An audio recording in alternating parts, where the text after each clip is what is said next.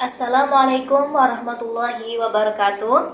Perkenalkan, nama saya Nisa Fedatul Rahimah dengan NIM 22411040334. Video ini dibuat guna memenuhi tugas UAS mata kuliah Ushul Fikih yang diampu oleh Bapak Ishak Suryanugroho, MSI. Pengertian usul fiqh menurut bahasa dan istilah. Menurut bahasa, usul fiqh berasal dari dua kata, yaitu kata al-usul dan al-fiqh. Al-usul merupakan bentuk jamak dari kata al-asal yang berarti landasan tempat membangun sesuatu atau ma yabni alaihi ghairuh. Sedangkan al-fiqh menurut bahasa berarti pemahaman. Usul fikih secara istilah menurut salah seorang ulama yaitu Muhammad Hudairibik mengatakan usul fikih adalah ilmu tentang qaidah-qaidah yang dimana dengan qaidah tersebut seorang mujtahid dapat sampai menemukan hukum syari' berdasarkan dalil-dalil tertentu. Sedangkan menurut salah satu ulama lagi yaitu Abdul Wahab Halaf mendefinisikan usul fikih sebagai ilmu tentang qaidah atau ketetapan-ketetapan dan pembahasan yang digunakan menjadi dasar untuk menemukan hukum syar'i yang berkaitan dengan perbuatan amaliyah yang berdasarkan pada dalil-dalil yang terperinci. Sejarah perkembangan usul fiqh. Sejarah perkembangan usul fiqh dibagi menjadi beberapa periode. Yang pertama yaitu pada periode Nabi Muhammad SAW, dan yang kedua ada periode para sahabat, dan yang ketiga ada periode mutaqaddimin atau tabi'in. Lalu yang keempat ada periode tabi'in. Pada periode ini muncullah beberapa imam mazhab yang terkenal, yaitu ada 4 imam mazhab. Yang pertama ada Imam Maliki, lalu yang kedua ada Imam Hambali, ada Imam Ahmad, dan juga yang keempat ada Imam Syafi'i. Lalu selanjutnya yaitu pada periode kelima atau terakhir yaitu periode mutaakhirin yang merupakan periode generasi para murid dari para imam mazhab.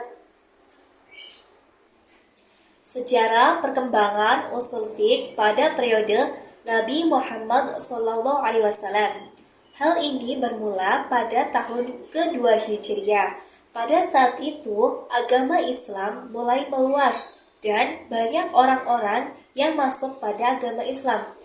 Hal ini membuat kesulitan dan kesamaran dalam menentukan hukum dalam nas. Oleh karena itu, diperlukan sebuah cara untuk menentukan hukum dalam nas. Nah, pada zaman itu belum ada istilah usul fiqh. Namun, para sahabat dan Nabi Muhammad SAW telah menggunakan usul fiqh. Ada sebuah kisah tentang cerita perjalanan sahabat Nabi yang pada waktu itu para sahabat hendak melaksanakan sholat, namun mereka tidak menemukan air untuk berwudu. Akhirnya para sahabat pun bertayamum. Namun sebelum waktu sholat habis, mereka menemukan air. Ada sebagian dari mereka yang mengulangi sholatnya dengan berwudu terlebih dahulu, dan ada sebagian yang tidak mengulangi sholatnya. Setelah kejadian itu, para sahabat menceritakannya pada Nabi Muhammad SAW. Lalu Nabi memberikan pendapat tentang dua ijtihad para sahabatnya itu. Nabi membenarkan keduanya. Nah, itu merupakan salah satu contoh ijtihad dalam kehidupan sehari-hari. Setelah itu, Mustafa Said Al-Halik mengatakan, manakah yang terlebih dahulu antara usul fiqh dan fiqh? Menurut Mustafa, usul fiqh merupakan sebuah pondasi, sedangkan fiqh adalah bangunan yang berada di atasnya. Oleh karena itu, antara usul fiqh dan fiqh itu terlebih dahulu adanya usul fiqh baru fiqh atau fikih. Oleh karena itu, Mustafa Said mengatakan yang pertama ada atau muncul terlebih dahulu adalah usul fiqh. Namun dilihat daripada zaman ini, usul fiqh ini belum sebagai ilmu, merupakan masih sebuah prototipe atau masih merupakan metode dalam melakukan sesuatu atau menetapkan hukum-hukum yang ada dalam suatu nas. Oleh karena itu, pada zaman Nabi Muhammad SAW sebenarnya sudah ada usul fiqh, namun belum ada istilah atau penamaan usul fiqh. Sejarah perkembangan usul fiqh pada periode sahabat. Pada periode ini, yang tadinya umat Islam ketika menentukan hukum itu masih didampingi oleh Nabi bergeser pada penentuan hukum yang dimana Nabi tidak menemani lagi umat Islam karena beliau sudah wafat. Pada masa itu, para sahabat atau para khalifah dituntut untuk menentukan suatu hukum dengan ra'yu atau akal mereka. Pada masa itu sudah dikenal atau sudah digunakan beberapa metode yang ada dalam usul fiqh, diantaranya ada ijma, qiyas, dan maslahah mursalah. Namun belum ada penamaan atau istilah tersebut pada zaman itu. Mereka yang pertama itu ketika para khalifah atau para sahabat menentukan suatu hukum, mereka akan mengadakan sebuah musyawarah atau perkumpulan untuk menetapkan suatu hukum untuk suatu permasalahan yang kemudian harinya yaitu dikenal sebagai ijma. Lalu yang kedua, mereka akan menggunakan kias atau perumpamaan dalam memecahkan suatu permasalahan. Selain itu, mereka juga menggunakan maslahah mursalah, di mana mereka menggunakan kemaslahatan masyarakat atau umat untuk menetapkan suatu hukum. Namun ya pada waktu itu belum dikenal istilahnya qiyas dan maslahah mursalah. Pada zaman para sahabat ini sudah digunakan metode-metode usul fiqh, namun masih sangat praktis dan penamaan serta istilah-istilahnya ataupun aturan-aturannya belum begitu terperinci seperti pada zaman tabi'in dan tabi'in. Namun pada waktu ini di mana jika bakal usul fiqh, metode-metodenya itu sudah mulai terlihat lebih detail lagi daripada sebelum Nabi Muhammad SAW. Pada periode ini yang kemudian harinya nanti akan muncul istilah-istilah yang sekarang ada pada metode usul fiqh dan kemudian melahirkan usul fiqh itu sendiri. Sejarah perkembangan usul fiqh pada periode muqaddimin atau tabi'in. Tabi'in merupakan generasi setelah sahabat. Para tabi'in belajar kepada para sahabat yang kemudian menetapkan sumber hukum secara mandiri.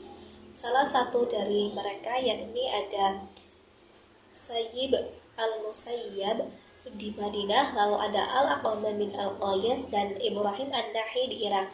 Mereka merupakan para murid dari sahabat yang menjadi ahli hukum. Pada zaman tabi'in ini, mereka banyak menggunakan metode ijtihad berupa istinbat. Istinbat sangat melebar luas pada zaman ini, dikarenakan pada zaman itu Islam sangat melebar luas hingga ke pelosok-pelosok, di mana ketika para ulama mendakwahkan agama Islam di situ muncullah persoalan-persoalan yang lebih kompleks lagi yang di dalam Al-Quran dan hadis tidak dijelaskan. Oleh karena itu, para ulama menggunakan akal mereka atau ra'yu untuk menetapkan sebuah hukum dari berdasarkan Al-Quran dan hadis. Nah, pada zaman para tabi'in ini yang dijadikan sumber hukum tidak hanya Al-Quran dan hadis, namun ada juga qiyas, lalu ada ijma' sahabi, ijma' al-Madinah, ada juga maslahah mursalah yang telah ditinggalkan oleh para sahabat yang kemudian mereka jadikan sebagai sumber hukum. Pada zaman ini, pada zaman masa tabi'in ini, sudah sangat banyak sekali metode-metode ijtihad pada usul fiqh yang berkembang. Namun, pada zaman ini, mereka ini masih meneruskan apa yang telah dilakukan oleh para sahabat. Mereka melakukannya sebagai sumber hukum dalam menetapkan hukum yang ada di dalam nas. Sejarah perkembangan usul fiqh pada periode tabi'in. Pada periode ini terdapat 4 imam mazhab yang terkenal, Yang pertama ada Imam Abu Hanifah, yang kedua ada Imam Malik, yang ketiga ada Imam Syafi'i, yang keempat ada Imam Ahmad bin Hanbal. Keempat imam tersebut memiliki metode istinbat yang berbeda-beda dalam berijtihad. Yang pertama ada Imam Abu Hanifah. Imam Abu Hanifah dalam berijtihad menggunakan beberapa sumber hukum. Yang pertama ada Al-Quran, yang kedua ada hadis, lalu ada fatwa dari sahabat, yang keempat ada qiyas, lalu ada istishad, dan yang terakhir ada urf. Yang kedua ada Imam Malik. Imam Malik dalam berijtihad menggunakan beberapa sumber hukum. Di antaranya ada Al-Quran, hadis, fatwa dari sahabat, amal ahli Madinah, qiyas, maslahah mursalah, lalu ada sadus syariah, lalu urf, dan yang terakhir ada adat. Yang ketiga ada Imam Syafi'i yang menggunakan beberapa sumber hukum ketika berijtihad. Ada Al-Quran, sunnah, ikhtilaf sahabat, fatwa-fatwa sahabat, dan juga qiyas. Yang keempat ada Imam Ahmad yang menggunakan beberapa sumber hukum untuk berijtihad. Ada Al-Quran, hadis, lalu riwayat masyhur, lalu selanjutnya ada hadis mursal, dan yang terakhir ada qiyas. Sejarah perkembangan usul fiqh pada periode mutaakhirin atau generasi para murid para imam mazhab, di mana setiap mujtahid itu memiliki cara istinbat mereka sendiri, di mana para murid-muridnya kemudian membukukan pemikiran-pemikiran mujtahid tersebut, di mana diriwayatkan orang yang pertama kali mengumpulkan pemikiran-pemikiran yang bercerai-berai tersebut adalah Imam Abu Yusuf yang merupakan murid dari Imam Abu Hanifah. Ilmu usul fikih sendiri dipelopori oleh Imam Syafi'i yang membukukan metode-metode istinbatnya yang menjadi sebuah buku, yaitu Ar-Risalah, yang kemudian diteruskan oleh para murid-murid dari setiap imam mujtahid yang kemudian melahirkan aliran-aliran istinbat atau aliran-aliran ijtihad, di mana para setiap imam memiliki karya atau buku yang berisi metode-metode istinbat yang mereka gunakan yang ditulis oleh para muridnya dengan cara didiskusikan terlebih dahulu. Sumber-sumber dalam penetapan hukum Islam ada dua, yaitu sumber hukum yang muttafaq atau yang disepakati oleh ulama, dan yang mukhtalaf atau yang masih diperdebatkan atau diperselisihkan oleh para ulama. Sumber hukum Islam yang muttafaq itu ada 4, yaitu ada Al-Quran, hadis, ijma, dan qiyas. Al-Quran merupakan sumber utama yang dijadikan sebagai sumber hukum dalam agama Islam. Lalu jika tidak ada sumber hukum yang ada dalam Al-Quran, maka akan menggunakan yang kedua, yaitu hadis. Hadis merupakan berupa ucapan, perbuatan, serta ketetapan oleh Nabi Muhammad SAW yang dijadikan sebagai sumber hukum dalam Islam. Lalu yang ketiga ada ijma. Ijma merupakan kesepakatan para ulama, yang dimana ulama ini merupakan orang-orang yang ahli hukum yang telah menyepakatkan atau memusyawarahkan suatu permasalahan. Nah, ijma ini digunakan setelah jika tidak ada hukum dalam Al-Quran dan hadis. Lalu yang keempat yaitu ada qiyas. Qiyas yaitu menyerupakan atau mengumpamakan sesuatu yang belum ada hukumnya dengan sesuatu yang sudah ada hukumnya dikarenakan sudah adanya ilat.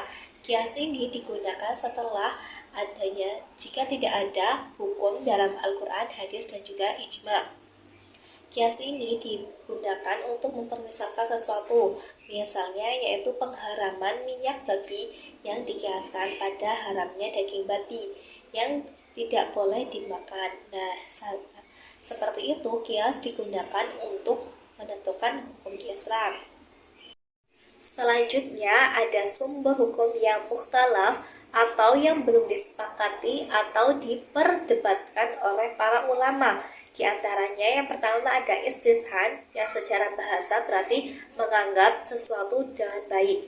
Lalu yang kedua ada Marsalah yaitu menetapkan suatu hukum untuk kemaslahatan umat atau masyarakat. Yang ketiga ada istishab, yaitu menggunakan atau menetapkan suatu hukum karena belum ada hukum yang membatalkan hukum tersebut.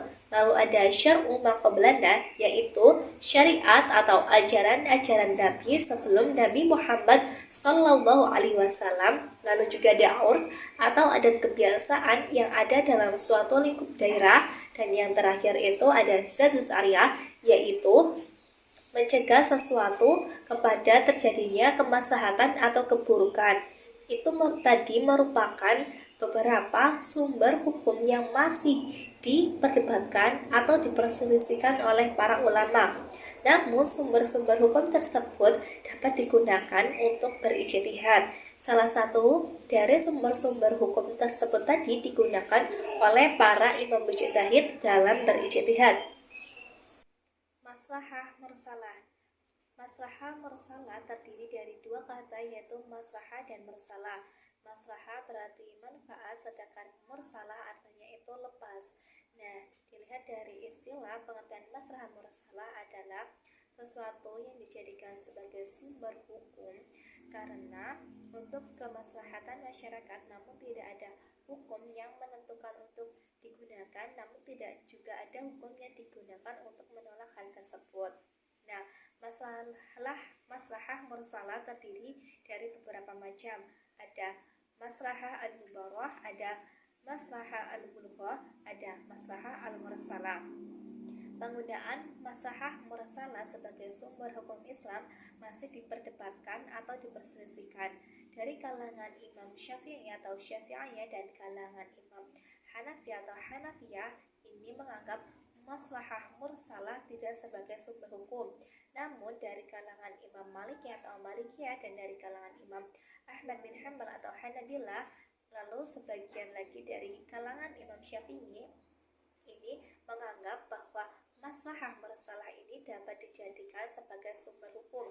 Nah, ketetapan hukum berdasarkan maslahah mursalah ini karena masih diperselisihkan atau diperdebatkan, maka maslahah mursalah ini digolongkan kepada sumber hukum yang masih mukhtalaf. Contoh dari maslahah mursalah adalah ketika dilarangnya penanaman anggur, di mana anggur yang nantinya ini dapat digunakan untuk menjadi minuman yang keras atau khamar. Nah, ini termasuk salah satu dari contoh maslahah mursalah.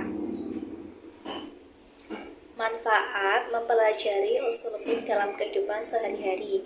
Yang pertama, kita dapat mengetahui bagaimana suatu sumber hukum Islam dalam suatu permasalahan yang ada di kehidupan sehari-hari. Misalnya seperti hukumnya minyak babi itu apa, lalu hukumnya minum-minuman yang mengandung alkohol itu apa, lalu misalnya kalau dalam keadaan terdesak, misalnya kita apakah boleh menggunakan minyak babi ataupun alkohol untuk melakukan pengobatan.